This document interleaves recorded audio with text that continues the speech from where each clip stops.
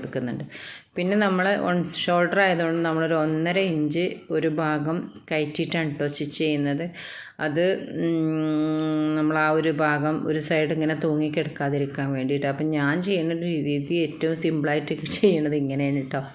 അപ്പോൾ നമ്മൾ നേരെ ഓപ്പോസിറ്റ് വശം നമുക്ക് അതേ രീതിയിൽ മാർക്ക് ചെയ്തിട്ട് ആണ് നമ്മൾ ഷോൾഡറിൻ്റെ ഭാഗം മാർക്ക് ചെയ്തിട്ട് കട്ട് ചെയ്യുന്നത്.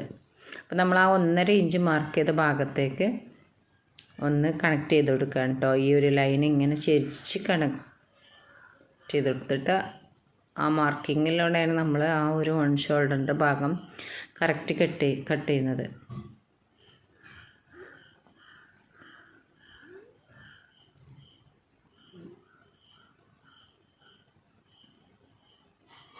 കറക്റ്റായിട്ട് നമ്മൾ ആ മാർക്കിംഗ് കൂടി തന്നെ കട്ട് ചെയ്തിട്ട് എടുക്കുകയാണ്.